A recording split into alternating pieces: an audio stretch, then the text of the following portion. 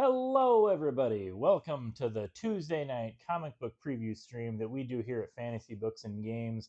I am Aaron, and I'm going to be joined by a couple of other people shortly, and we're going to talk about a couple of new books that are coming out tomorrow. It's a pretty light week. Tomorrow is hey Jezebels. It is the fifth week in December, Christmas Eve, the 31st. So they squeezed one last week of new comics. So there's not a lot. Actually, there was a lot of books that came out last week during Christmas Eve, which was pretty wild. But we decided, since it's the end of the year and there's not a whole lot of new books to talk about, and we didn't get to do the stream the last couple of weeks because it's just been really busy at the store, as you might imagine, during the holiday season. We're gonna just show off a lot of the our favorite books that came out this year. So it's gonna sort of be a best of 2025 stream. But for starters, I think yeah, I mean, if you've watched the stream before, you know how I like to start it out, and there's not actually any facsimile books coming out tomorrow, but there is you know what, there wasn't even really any last week either. There was like half of a facsimile, and that is the GI Joe Real American Hero number 152 that Image puts out. They call this the Hama Files edition. So these reprint original issues of the Marvel GI Joe series, but with a little added commentary in the back by Larry Hama. You can see there's like a little couple of paragraphs that he wrote about this issue. This was the final issue of the original series run, as I said. And what's kind of neat about this is he took this opportunity to tell the story of the very first GI Joe, which, as all good GI Joe aficionados know, GI Joe originally started as a toy line in the '60s, and it was just called GI Joe, and it was just a single guy, like he was just a generic army man. And then they did the Real American Hero series in the '80s, where they rebooted it and created all the characters in the comic book. So this is Larry Hama doing a story where he adds the original Joe into the Real American Hero continuity. And hey, already I barely got a chance to talk up to about one book before we've got our first guest, Susie. Made it just Excellent. in time. Does this work? Is this working? Do you have Is to it turn on? it on? Did you turn it on? You have to do the. Okay, now it's on. Yeah. Hello. Okay. Well, welcome, Susie. We're going to show off a handful of things. A lot of it is, oh my gosh, Thank you. the goat Susie. Okay. You didn't bring your dinner? You didn't want to just like eat your dinner on the stream? Not this time. Okay, all right. So, did you bring your books or like your I did, favorites? yes. Is there anything new coming out tomorrow that you were interested in? I didn't ask you Not earlier. That's the only. I'm not putting you on the spot. Like sure. I didn't really explore too much. I mean, there's not a it's. lot coming out aside from like that blind I bag thing. I'm not exaggerating when I say I think it's the lightest week of the entire year, which is Yeah. not surprising. It's the fifth week in December, but still, Right. like this is the smallest amount of new comics I think I've ever seen come out all year. Oh yeah, we didn't even fill out like the whole wall. Like we Oh just yeah, spread the yeah. manga books super far. Normally we got to cram it all in there, and this was like we had so much space. It was kind of nice actually. Yes. But yeah, so I've got a few things I want to talk about with Sam. Well, let's talk about I'll talk about these two. These are two new books that are coming out Nice. tomorrow. I really like this book, Escape, and I can't remember if I've talked about this We've talked with about you. this Okay, one, yeah, yes. we have, because So this there's is a new issue coming out? Yeah, new issue is tomorrow. So this is one of the new books, and it also is kind of dovetails into kind of being one of my favorite books of the year. Oh, I wasn't wow. expecting to totally love it because it's by Rick Remender, who is a this cover is really cool, but it's difficult to pick up on camera because it's all Black. like it's just all Oh, I black. feel bad for those printers. Yeah, That must exactly. have cost a lot. Yeah, but it's a cool. I like the idea because it's all black, and the only light source is from the lighting of the cigarette Right. by the. That is a really cool. And the character is concept. a bat, so it's like he's in the dark and he's lighting the cigarette. It's a good looking cover. Batman. He's not a Batman. He's a bat soldier. Oh. But yeah, this is Rick Remender, and it is essentially a World War II action drama, but told with talking animals. And it is very, very similar, I think, in spirit to one of my favorite comics of all time, Black Sad. Yes. Whereas that one is just like straight film noir told with talking animals. This is a World War II story told with talking animals. Nice. But they both have a similar style in the way that it is this isn't watercolors, but it has like that digital painted look.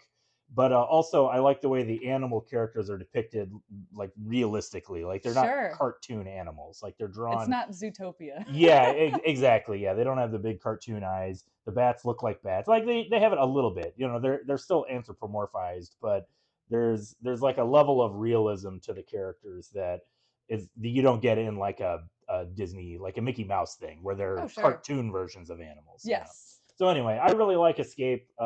This is issue 5, so it's almost half the year, and like I said, I enjoyed the first issue, and I was like, I'll probably keep reading this. And then after like 3 issues, I think I was completely hooked. So, are they going for 10 issues? You know, I actually, or is it like an ongoing? I didn't read up on like how many issues it is. I wouldn't be surprised. I don't think it's supposed to be 6. I think it is a little bit longer than that. But I don't know. But that's good. This is good homework. I'll look into that and somebody in the report comments back. look it up. Yeah. Also coming out tomorrow, one of my other favorite books of the year, The Lucky Devils, issue 6. This comic actually started last year, but then they had a very long, like a 6-month hiatus because the artist Ryan Brown, I believe he had a stroke.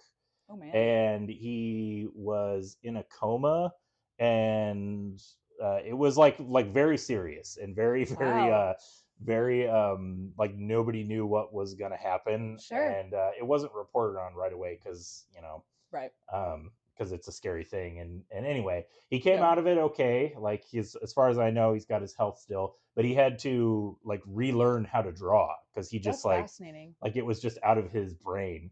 I think they talk about it in the back of issue probably 4. I think was the issue where it came back. And he talks about how he had his friend Xander Cannon, who he's the writer and artist of the book Sleep, which is also one of my favorite books of the year. But I don't have an issue in front of me to show it off. Issue 7 came out last week, and we sold out of it, so I can't show it off. Sure. But he had to have Xander Cannon do like the breakdowns for all the pages so that he could just like the layouts. Yeah, layouts, exactly. Gotcha. So just so that he could like relearn how to like tell a story in comic art, like how art works. Yeah, it's pretty. It's interesting reading about it because it's like such a serious thing, and you hear about like health problems and stuff with comic book artists. But yeah, it was a very big deal, and the delay had been so long that I had kind of forgotten about the series. Like, well, I mean, there's so much happening every single week in the comic industry. Yeah, and frankly, it's not uncommon for a book to just like have a very long delay. And you kind of like as a comic book reader, especially when you're reading creator-owned stuff, you're very used to stuff just getting delayed for long periods or of just time. Getting straight up canceled, or just getting canceled. Exactly. I'm so sorry. But anyway, yeah, this is the new issue. Comes out tomorrow, issue 6, and this the basic. I guess I should maybe be careful about which issue I turn to. I don't think anything's too egregious. So just curious, aside from the layouts, have you noticed anything different with his style since he's had to like relearn how I to have draw? not. Like I wouldn't have known if he didn't say that in the back of the issue. I would not have known that he had such like serious trouble like having to like relearn. But I think he really bounced back pretty strong. Like they look great. Like there is no noticeable, like for example, it happens with a lot of older artists where people will start to suspect like I mean, to throw a name out there, I'm not saying I condone this, but like Frank Miller. No, I'm not going to talk about John Cassidy. I guess that wasn't my guess. My guess was Frank Miller. We're not gonna debate Frank Miller's style because I don't hate his new stuff. But you liked his like stuff in the crossover. I remember. Yeah, some of it looks fine, and you can tell it's stylized the way it is. But a lot of people look at it and they're like, oh, is he, did he have a stroke or something and like can't physically, he's probably like 80 years old, like he's just old. But anyway, this industry wears you down. Right. And it was the same thing with John Cassidy, where he had those variant covers coming out, and everybody was like, those look terrible. What's wrong? And then a year later, he passed away. And it was like, oh, yeah, that might have, I don't know. But anyway, I think Ryan Brown, there's no sign of anything. It just looks like interesting. His original work, his his peak work, I guess is what I mean to On like say. a super quick like tangent on something like that, which is a bit lighter than like Okay, good. the stories you were Talking saying. about all these artists Yes. having health problems and passing away. Yeah, thank Right. you. I feel like your wife would probably know this series, but I was obsessed with a manga called Fruits Basket, Oh yeah, yeah. which is like a Tokyo Pop book and everything. And I Mhm. remember reading, I would like read all the like little blurbs that the artist would write, and I think she had broken her hand Ooh, at some point near the end of the series, and she had to have like a major surgery. ouch. And then her style just completely changed. Yeah. Like, and it was Wow. wild. Like, I liked the new style, but like you could obviously tell like the quick There's like a divide. hard line from like Yes. pre-broken hand This and volume post. to this Yeah. volume. And Wow. so it's always Yeah. interesting to like Interesting. revisit. Yeah, I did not know that. But anyway, Lucky Devils is a very good series. It's the basic premise is that there is a devil on everybody's shoulder, and these two devils concoct a plan to, instead of influencing their humans to do bad things, they influence them to do good things because it will disrupt the natural balance of hell, because hell sucks. Even the devils don't like it there, and they want to create anarchy and just disrupt everything. Sure. And it's very fun. It's very good. It's from the creators of 8 Billion Genies, which is another book that I highly recommend. That makes So sense. it's very similar kind of in spirit and style. Yeah. But yeah, so those are two actual new issues that come out tomorrow that are Nice. also on my favorites of the year list. Oh man. A few other things. Well, let's talk about. We'll briefly mention this. I'm gonna save this one for Sam. Oh, okay. Unless you really, really want to be a part of it. No, I'm fine. Okay. The Universal Monsters books have been going strong. We had hardcovers for both Frankenstein and The Mummy come out this year, and then Invisible Man just finished, but the hardcover hasn't come out yet. But I have been enjoying all of these series. The Universal Monsters books, these hardcovers are really nice too. I like the they kind of got nice like uniform dressing. They sit on the shelf well. Yes. It's good shelf porn, like that's the saying. Yes. Don't make me sound weird. Yeah, I'm not the weirdo, okay? That's what people say. Anyway, yes. These books are good. Highly, highly recommend them. I also really liked Invisible Man. We talked about, I think, the final issue when it came out. But yes. It's really, really good. I've heard great things about like the whole series. Like all of them. They've all been really strong. Yeah. Even from writers who are not necessarily my favorite, like James Tynion. He's like a good writer, but I'm not like a huge fan or anything. Sure. But he did Invisible Man. I thought it was great. He did Dracula. It was really good. So yeah, it's good stuff. Sometimes you just need the right genre. Like I agree. Yeah, for sure. Also, while we're talking about multiple volumes of things, the Energon universe, of course, I recommend Transformers and G.I. Joe. These have both been. I mean, I talk about these every week almost, it seems, but I'm really liking them. I think they're really. I mean, I as a 40-something-year-old man am the target audience for these books. Like these are they're equal parts nostalgia driven, but also really, really talented young creator driven. Like, so I think that's why I like them so much. Like, I mean, Jorge Corona did a phenomenal job. I think Dan Mora has taken over, and he's fantastic. Yeah, just to show off some of the art here. This is just cool looking. I mean, it just looks great. It's really cool art. So yeah, good stuff. And same thing with G.I. Joe. I also really enjoy G.I. Joe. They've had strong, really, really good artists on that. And also they did an issue about my favorite character, Beachhead. There he is doing cool secret agent stuff. So yeah. You're listening, but you're going to do a deep dive on Natsuki. Okay. Yes. Good job. Fruits Basket. Real quick with the Transformers, I just have to say with Dan Mora, I remember seeing a lot of his like Superman stuff. Mm-hmm. And there is like a nice like cleanness to whenever he's drawing superheroes. Yeah. Which is why it's so much cooler to see his range with this, because there's a lot of grit. Yeah. In that inking. Well, Dan Mora he's not in this issue that we're showing off, but the other ones I've seen. Dan Mora did take over for the new issues. They haven't been collected yet. Yes. And they do it's still recognizably Dan Mora, but there is still a little bit more grit to it. Like you could tell he's definitely working in the following the creators that came before him. Yes. With Jorge Corona and DWJ Johnson. Daniel Warren Johnson. Yep. Yeah. So yep. DWJ. Look at you. Yeah, you and your bud. That's what we call him. That's I'm his old friend, so I can call him that. Don't you call him that? But I see why you're saving this for Sam. Yes. What's something that you really enjoyed this year, Suze? Nice. So yeah, this is all stuff that kind of came out in the last year, so it's like not in the last week. But I just wanted to give like a few mentions. The funny thing is, I barely read this year. I feel bad. Oh my goodness! What do you work at a comic book store and you're I not know. reading? I feel like I just finally settled in my house, and then the year ended. Yeah. But I do want to give some highlights to some single issues and then a cool book that I liked. So first, I really loved The Lion King that came out like I want to say like a month or two ago. Yeah, this wasn't that long ago.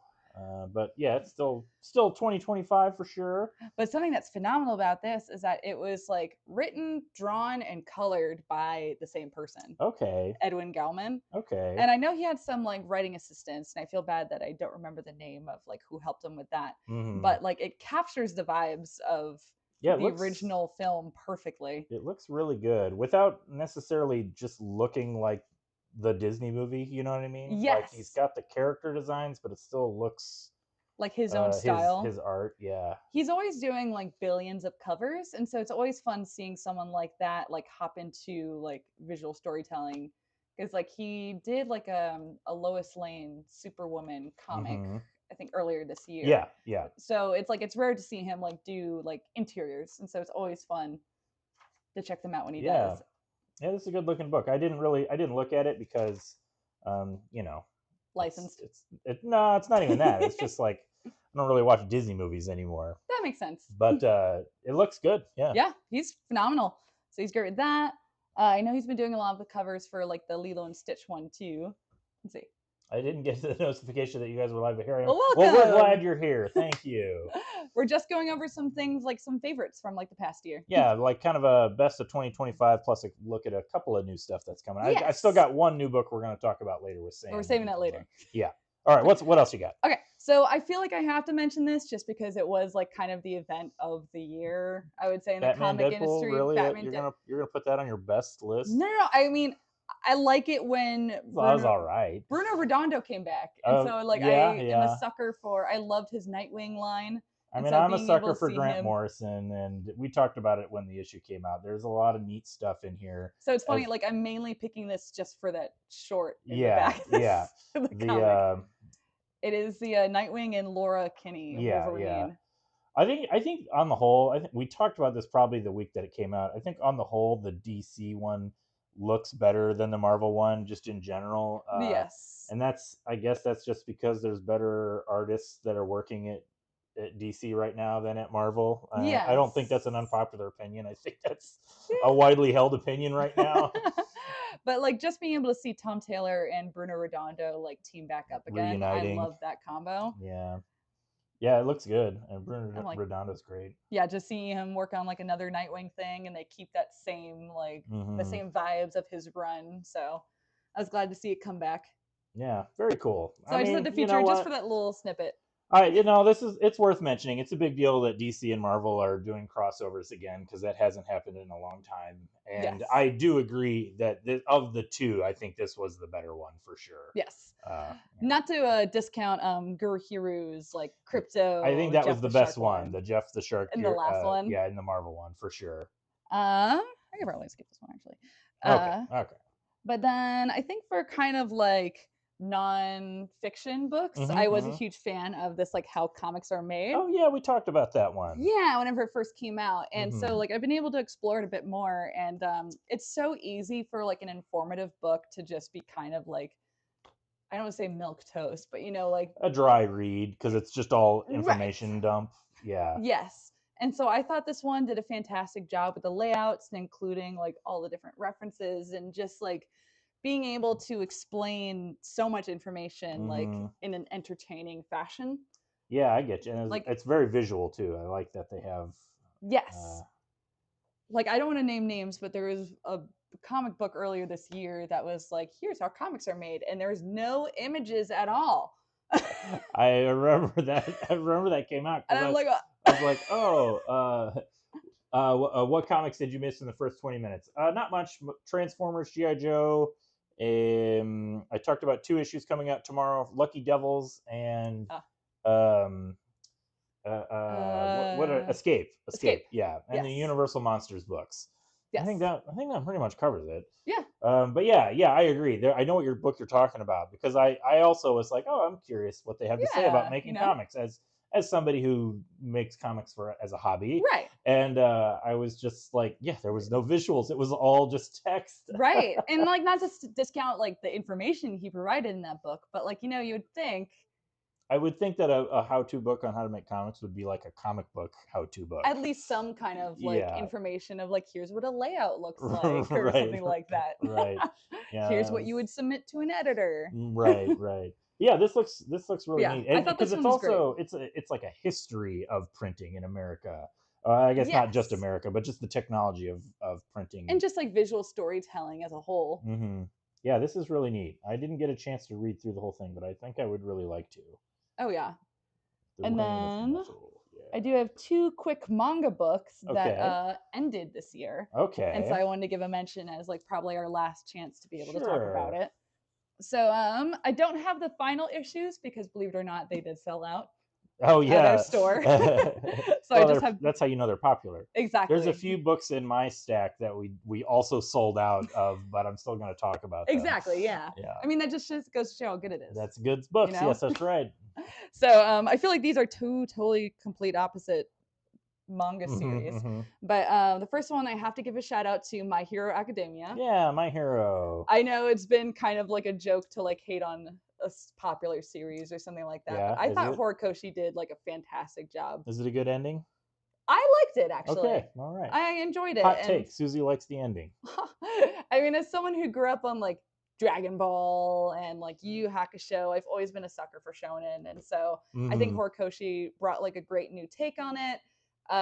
It's fun. My favorite fun fact is that he loved like Mike Mignola and stuff like that. Oh yeah. So he studied a lot of how he drew stuff. Mike Mignola's great. Yep. He did like a lot of Hellboy. So like it's cool to see that. And I think he wrapped the story up really well. Okay, cool. So Gorgeous Art. So I just have to give a shout out to that one. Nice. And then what else do you have? Complete opposite direction, I've got My Dress Up Darling. My Dress Up Darling. What is this?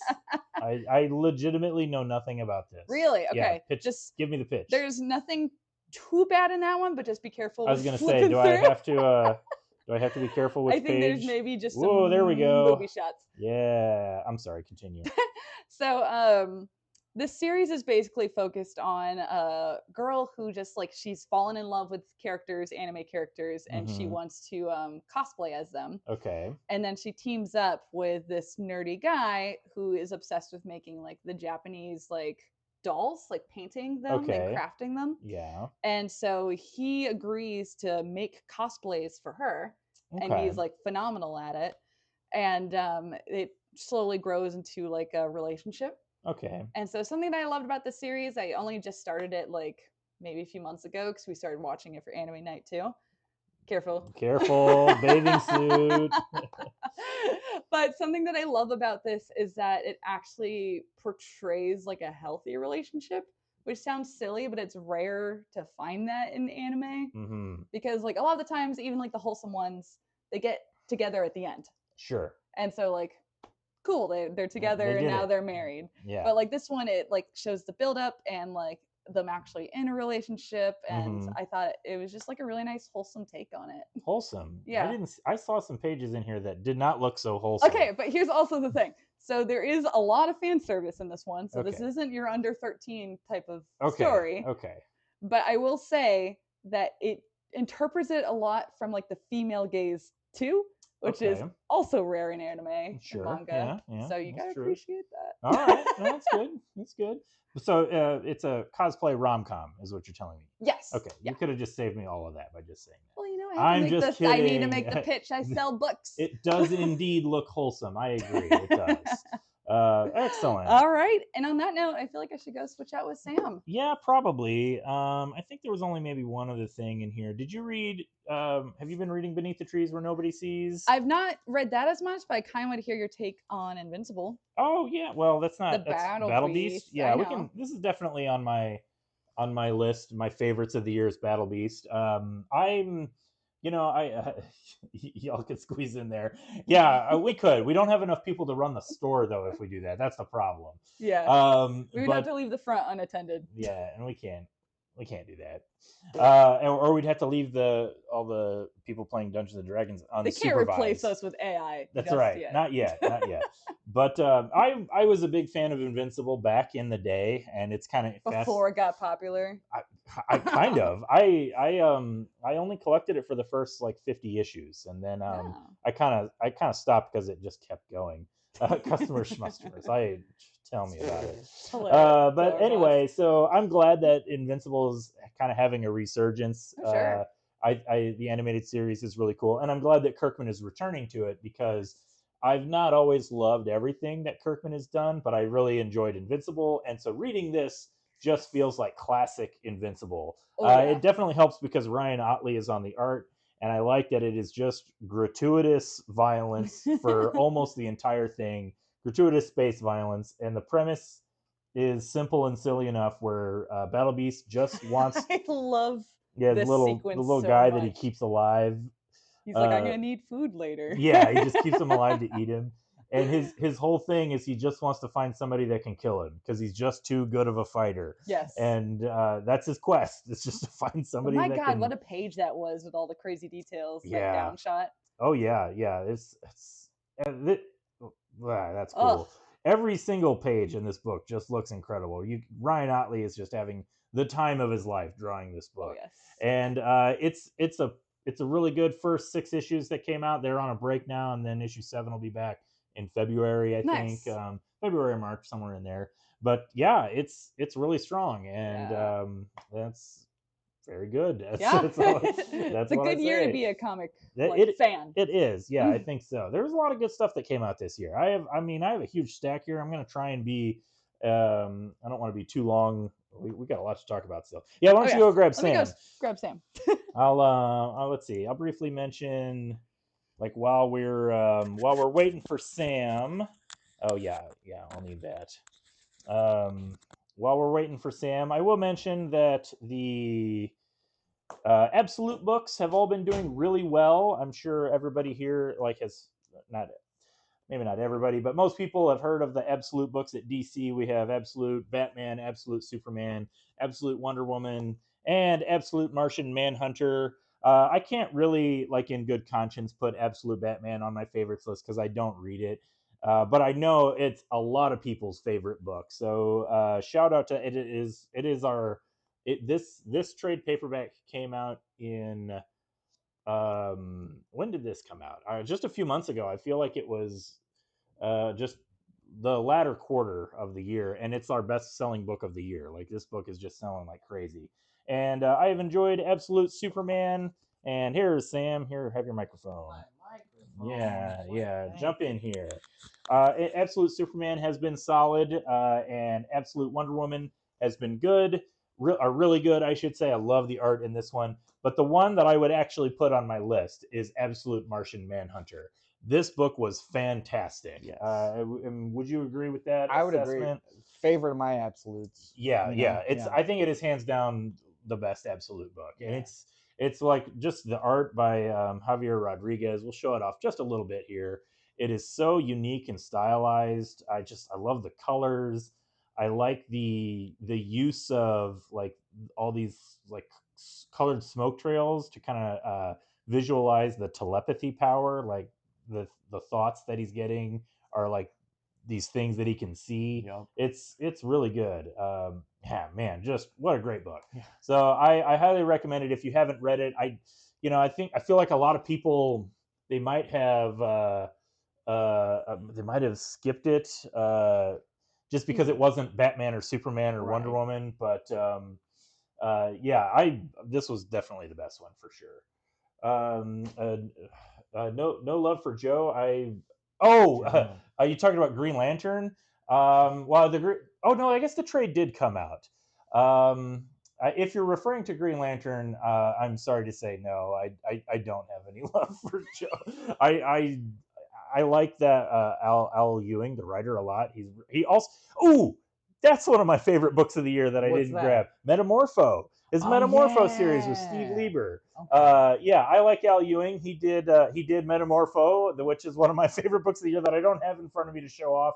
But I did not like the first issue of Absolute Green Lantern. I didn't read beyond that.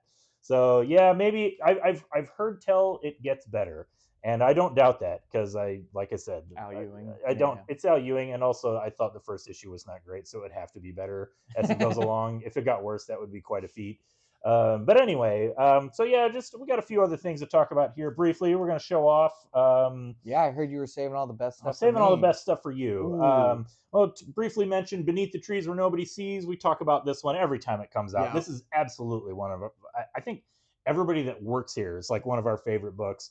The trade paperback for Volume 1 came out earlier this year. Or no, it came out last year. I'm sorry. Right. So this is technically, it's ineligible for our list of favorite 2025 comics. But it's visual reference. For visual reference, exactly. It still sells really well because every time somebody comes in and they're like, what's a good comic to read?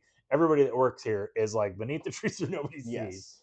And the trade has been selling like hotcakes. The sequel series, I have to say, I kind of like it more than the first one. You mentioned that, I think, on one of the streams. I did. It looks great, but I think the premise, I just find it a little bit more interesting because this main character, she's looking for her deceased brother, who is the victim of Sam, the serial killer, who is the protagonist, which is the bear.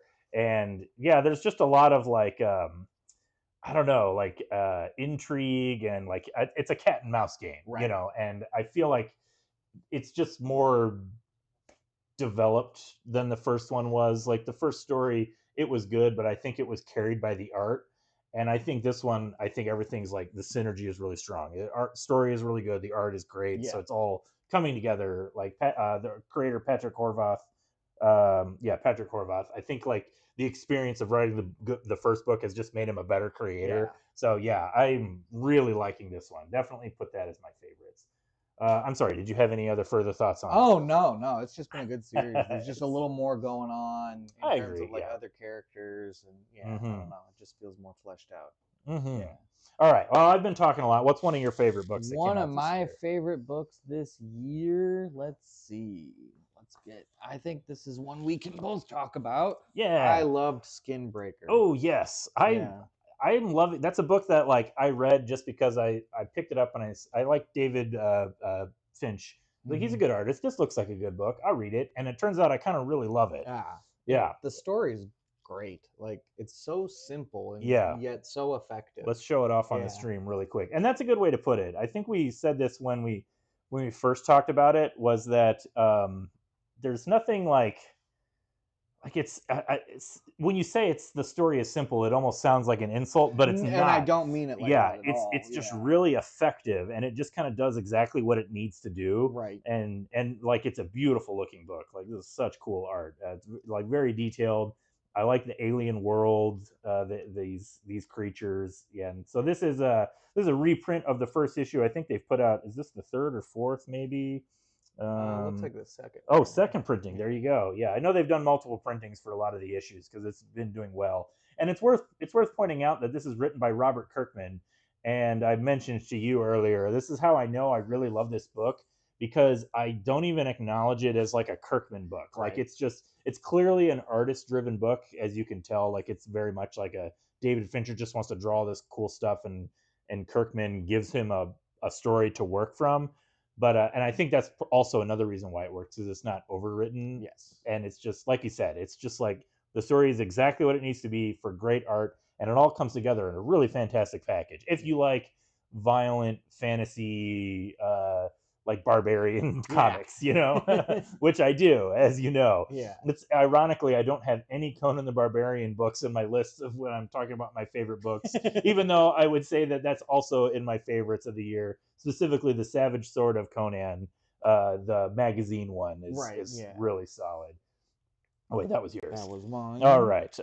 Let's see. You got maybe one other thing, and then we can move on to a couple other trades that I have here. Let's see. Do you want to talk about Good as Dead? Oh, yeah. That's a good one. I also would put this on my list of best of the year. I'm a huge fan of David Lapham. He did Stray Bullets, which is a great series. I still have never read that. Highly recommend it. If you like Good as Dead, you will love Stray Bullets. Yeah. Is this your first David Lapham book that you've read? It is. Okay. So he was a contributor to American Caper, which That's was correct. Very close on my favorites of the year. It's very similar. There's only been 2 issues, so I'm hesitant to put it on my favorites just because whenever you have like a mystery crime drama, it could go. You never know where it's going to go, and it could end up poorly. The payoff could be totally not worth it. Yeah. But I am enjoying that book so far. Yes, it's been really good. Let's show off that just a little bit, because one of the things I like about Good is Dead and David Lapham books in general is that they're written and drawn by him. So I like a writer artist driven book, but I also really like his what would you call this, functional storytelling. Like he's got a lot of these pages with just the grid art. It's not too flashy, but it's really, it's stylized in a way that's not trying to be stylized. When you see these books that just have like big characters exploding off the page, but then like nothing else really going on, and it's so not just reverse shot, like shot reverse shot. Either, Exactly. Like you can see that, like when you look at these pages, there's a lot going on each of these. He does a lot of these, like I don't forget what you would call them. I read Scott McCloud's Understanding Comics, but you get a lot of the like the full feeling of the whole room. Like all these panels have backgrounds in them. That's a huge thing. So many comics just don't draw backgrounds, but it's like a dense comic. It's a dense story, so I love Good as Dead, and it's a basic, just a crime murder mystery type of story. Are you all caught up with it? Oh yeah, I caught up to the most recent issue. Do you suspect that there's like some kind of supernatural twist happening? I don't think so, but I won't rule it out. Their last David and Maria, his wife Maria, helps him. She co-writes it, I believe. And their last series that they did, called Under Heist, had a bit of a surreal supernatural angle to it. So I won't rule it out, but I don't think that's where it's going. But it's. I mean, I'm still loving it. I love it. Okay, real quick, we'll just talk about a few other books that have been some of my favorites of the year. I always recommend Kea to people. This is a good. I would call it all ages, even though it's not in our it's not advertised as an all ages section. But it's like, it gives me just the slightest little bit of vibes of Bone by Jeff Smith, where it's kind of its own unique fantasy world. This one's kind of post-apocalyptic, and the main character is this young lady, Kea, and she's trying to protect her younger brother, who is destined to be like the savior of humankind. And it's in a fantasy world where you have talking animal people and robots and other monsters. And it's like, a little bit of like Mad Max style, a lot of Star Wars influence. It's kind of like He-Man influence in a way, where like He-Man style, the style of He-Man was just everything. You just throw in Conan the Barbarian and Star Wars and Mad Max and just like put it all in a blender and you have He-Man. That's it, literally. So there are 4 volumes of Kea out right now. This is another one that's very creator driven. It's just Wes Craig writing and drawing it, and he's planning to go to issue 50, he says, and they just did issue 30, I think. So he's got 20 more issues to do. It's an epic that he wants to do. But if you are interested in it, they also, Image just sent us these freebie Kea primers, I guess you could call it. It's just like a little. What's the word I'm thinking of? It just gives you the story so far, and it kind of just all the exposition. Reprint. It's a bunch of exposition and reprint some of the pages and panels. But these are freebies. We have them at the counter, so next time you're in the store, grab one of these, and then maybe if you like it, check out the trades. I am really enjoying it. Another one of my favorite books of the year. I definitely talked about this when it was coming out. Gehenna: Naked Aggression. This is a book I have to be careful when which page I flip through, but the art, there we go, just very, very cool looking book. This is like did you started this one, right? It's kind of like it's like it's a gritty, low, like street level superhero. It's like the Punisher, like the old Punisher comics, mixed with like kind of a Quentin Tarantino vibe a little bit. This was absolutely one of my favorite books. The art by let's see if we can read his name here. Maurizio Rosenweig was fantastic. It's written by Patrick Kinlan, who he's written a few other things that I've looked at, and none of them really resonated with me. But this was great. Like I said, one of my favorite books of the year. Just cool looking, and lots of action. It's like nonstop breakneck speed action. It's basically this assassin. She is paid to kill this kid, this mob boss's son, and then she ends up kidnapping him instead, and then a bunch of other stuff happens because it's all like a lot of mafia treachery and supervillains and superheroes and stuff. So highly recommend it. Really liked it. Also, brief mention: Batman and Robin Year One. We're sold out of the trade paperback that came out, so I do have the 12th issue here. Just a reminder. I know we talked about this one when it came out every month, pretty much, but I mean, Mark Waid and Chris Samnee, that's an A-list team if you ever saw one. That is quite and this is probably one of my favorite Batman books that's come out in a long time. It looks great. It's got the feeling of the classic Batman the Animated Series, which is, will always kind of be the definitive Batman for me. Yeah. You know what I mean? And it's got great villains in it. Two-Face and Clayface. Sorry, too many faces in Batman. I can't get it out. But highly recommend Batman and Robin Year One. The trade paper. We got more on the way. It's out there. All right, I got a few more. Oh, talk about briefly Ice Cream Man, The Mortal Coil. Just giving this another shout out. If you missed this one, this is exactly what it looks like. It's a deck of cards, but it tells a story. And I really loved the experimental use of the comic art form. So as you can see here, I have a deck of cards, and then you are meant to read it in order. Let's. I guess we can. You didn't shuffle them. No, you're not. You're not supposed to shuffle them.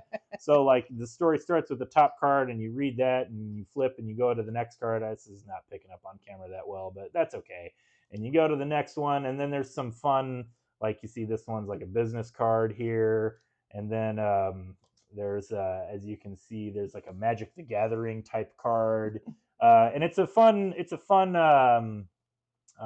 like I said, like an experimental use of storytelling. I really this was again legitimately one of my favorite. I guess I can't call it a comic book, but one of my favorite I agree, it's a comic. One of my favorite comics to come out this year is Ice Cream Man: The Mortal Coil Shuffle. Also, so I got two more here, and then we'll talk about one of the other new books that's coming out tomorrow. What do you have there, Sam? So out of my favorite books of the year. Oh yeah, let's talk about that. This only has 2 issues for 2025. Yeah. I chose it basically because I like the original series so much, and this is a great continuation. Fans of Die. Yeah. If you haven't checked out Die, I can't remember the subtitle. Die Loaded. That's the volume 2 is Die Loaded. Yeah. Okay.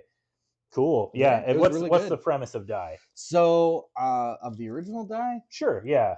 Die is a lot. Give us a brief premise and then explain what the sequel series is. Think role-playing games with an element of Jumanji. A bunch of friends go into a role-playing game. One of them's the DM, and then the others are various characters, and they get transported into this horrible fantasy world where almost everything can and will kill you. But they spend I think it was like a decade in the world of Die, and one of them stayed behind in the game.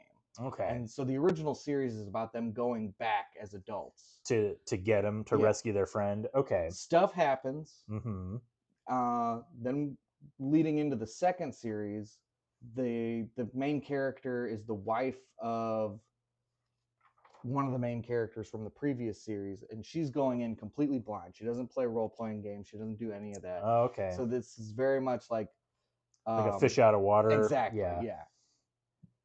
Oh, very cool. Yeah, I never did read all of the first series, but I might have to get caught up on it. Yeah, it's really good.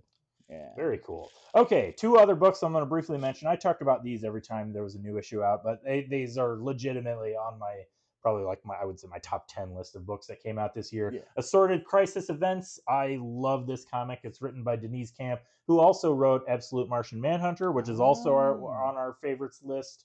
And this is just such a cool book. The art by Zawadzki, I forget his first name, but yeah, the premise of this is fantastic. Each issue is its own slice of life story. about people trying to go about their daily lives in a world where weird stuff keeps happening, like time anomalies and and like crises, like as the title implies. So it's kind of like a DC Crisis on Infinite Earths, where it's like random parallel versions of people keep just appearing, and or like one story is about a character de-aging, like aging the wrong direction. This character, like parts of her reality just keep leaving, like blipping out, and she just can't remember things. Like yeah, it's really good. This one, dinosaurs show up because why not? Because dinosaurs are awesome. Yeah, it's fantastic. I really like it. Highly recommend it. It is. I will say. So I think I talked about this with a few issues. I do think some of them might be a little overwritten, or they're at least they hit you. It's very it hits you over the head with like the premise of the issue, or like I should not the premise. I should say the subtext. So there's like a little bit of that going on. It's definitely one of those books where I think if you get it, you get it, Right.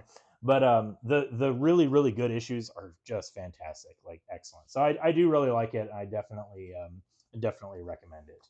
Also, one of my other favorite books of the year, We're Taking Everyone Down with Us.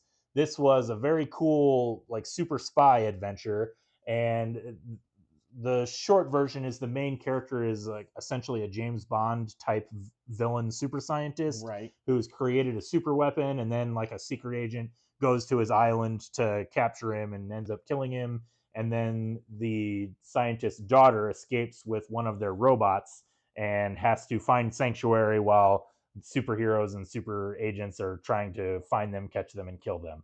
And this was great. It definitely had a little bit of a Venture Brothers vibe, which I was not expecting.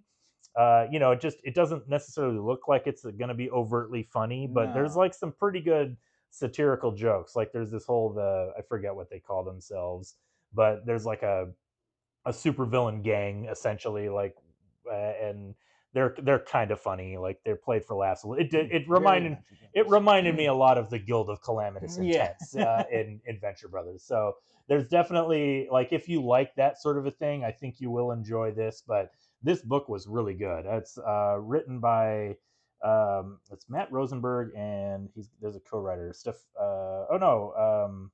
No, it's just written by Matthew Rosenberg, art by Stefano Landini. Really, really good book. Again, one of my favorites of the year. Nice. All right. I think now we just have a couple of new books coming out tomorrow. For tomorrow. We'll end the stream on this note. We're going to talk about 2 new books. Wait, I started the stream with like 2 new books with Escape and Lucky Devils. We'll end the stream with 2 new books. Sounds good. All right. So what do you have there? No, that's fine. I got the finale to the Age of Revelation. Oh, is this actually the finale? This is it. Oh, I didn't realize it. Did you read it? I read it. Okay. What did you think? I liked it. Okay. Do I have to be careful about which page I turn to? Am I going to spoil anything? No, I don't think you have to be too careful. Some of the captions reveal some stuff, but like I'll just be careful not to turn to the last page. Yes, don't do that because there is a big reveal on that page. Okay. If you could have guessed from a superhero comic. Right. It was a good ending. So I read pretty much everything from Age of Revelation. Yeah, I was shocked that you were committed to that. But yeah, I guess in the long run, like 3 months is not that long. No. Like it's anyway, I'm sorry. Continue. Yeah, it was only about what, 3-4 books a week? Yeah, it was about that. I think some weeks probably had like 5 books. Yeah, but for the most part, yeah, it's like if you're just reading X-Men, it's if you read everything, it's pretty rewarding to see everything kind of like unfold the way that it does. The end. Not the end like the last page, but just like the wrap up of the Age of Revelation world was a little anticlimactic. Okay. That's kind of, I don't know. I feel like that is almost the standard for a lot of these ongoing series where it like builds up to a big ending, but then it's still got to continue. You know, it's still an ongoing series, so it feels kind of anticlimactic. I get what you're saying. It's if you've been reading them, you know what Revelation is trying to do, and I won't say any more than that. Okay, that's fine. Yeah, we're not a spoiler show. We don't want to do that. So. The book hasn't even come out yet. Yeah. But you liked it. It was I did. it was satisfying. I thought ending. the event was good. If you like Age of Apocalypse, like this is right up your alley. Okay. Yeah. You know what? I like stayed away from it. I do like the original Age of Apocalypse. Yeah. But I stayed away from it because I just didn't want to commit to that many X-Men books a week. It's a lot. It is a lot. But you know what? I heard mostly good things, which is good. Yeah. Okay. It was solid. All right, we got one more book to talk about here. Speaking of endings, this is Ultimate Endgame #1 comes out tomorrow. This is the I guess I haven't paid that closely to the solicitations, but I guess this is the ending of the Ultimate Universe, the ending. Mm-hmm. Like they're not going to just continue it if it's if they're good. Like if exactly like we were just saying if they sell and it has been selling really well. Yeah. So this is I haven't followed most of the Ultimate books, but I did read the Ultimate Invasion, which was the first story by Jonathan Hickman, which sets up everything that this issue is paying off. And the premise is the villain, the Maker, has went to a multiverse, a parallel world, and killed all the superheroes or prevented them from turning into superheroes so that he can make the world in his own image. Right. And then a couple of superheroes are able to circumvent that a little bit, and they create oh yeah, I like these opening pages. The art they look really good. Yeah. So there's 2 different artists that work on this. I forget their names already. The Dodsons do some work, and then I forget who the other one is. But it's a good looking book, and I do not say this lightly. I think the Ultimate books on the whole have been probably some of Marvel's best looking books, and that's a kind of a low bar because I feel like Marvel often just has mediocre art at best. But they're putting all their A talent on these Ultimate books. Yeah. And the premise was the Maker, I guess it's like their version of the Avengers, which would be the Ultimates, Iron Lad and Captain America. Howard, I guess I don't want to go into the whole lore. There's a whole thing with Howard Stark, and they're able to seal the Maker into this like domed city. Right. And they know that he's going to be locked in there for 2 years. So that's been the last 2 years of comic publication.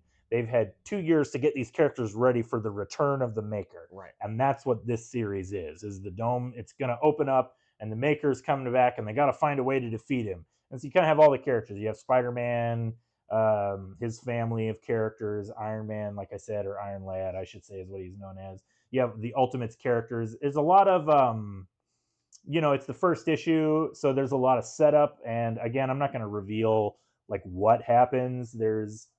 But it also doesn't feel like they're leading to like a huge monumental twist. It just feels like it's just moving into the next issue pretty fluidly. I kind of enjoy this. This issue also written by Denise Camp. Oh, wow. Who he's writing the Ultimate series, which I have not read, but that dude's he's getting a lot of work right now. The Ultimate series has been that. I guess I didn't make the connection that he was writing that. That explains how like off the wall it is. Yeah, and how each issue is kind of its own thing, right? Which is just like assorted crisis events. So I'm glad, like without, I don't know, I just appreciate that he seems to understand some fundamentals of comic book storytelling, which I think a lot of people working today don't. But that's neither here nor there. Anyway, so Ultimates, I like, as somebody who has not really followed most of the Ultimate Universe, I thought this was a good issue. It was solid. Nice. And there's a lot of variant covers, as you might expect, because that's what everything is now. But Marvel is also getting in on the blind bag craze with the Ultimate Endgame blind bag, which has, you don't know which variant cover you're going to get. Like, we can put this on camera here. There's like a whole list and many, many more ultra rare mystery covers. And it is said that some of the covers can have original sketches on them, like sketch covers. That's too cool. Or at least signed by artists. Yeah. So, I mean, what do you say we just open one up on stream and just see what happens? Yes, absolutely. Let's do that. So here we go. We're going to open this blind bag. Maybe we'll get the a Mark Bagley sketch, or maybe it'll just be a regular variant cover. My money's on it being a regular variant cover, but let's see here. I want to see a sketch out of that. Okay, here we go. cutting it open, just immediately destroyed the value of it. Let's see what cover we get here. It is is that it's okay. I was like, that doesn't look like a cover. We got the promotional. All right, there we go. That's I think this is a ratio cover. I think I saw this one online. Oh. It's either a 1 in 25 or a 1 in 50, maybe. Hey, that's not bad. So yeah, there we go. So hey, all right, there we go. So yes, you can grab a blind bag and pull all kinds of different variant covers. This is the one I got. So all right, right on. Right on. So yeah, I think that's thanks everybody for watching. That's all I got for today. Is that all we got? We're done for the day. Thanks everybody. Come on down to Fantasy Books and Games, buy some comics. Tomorrow is New Year's Eve. We will have our new comics that day. We are closing early though at 6 o'clock. So make sure you come in and get your comics, and we'll see y'all next year. Bye.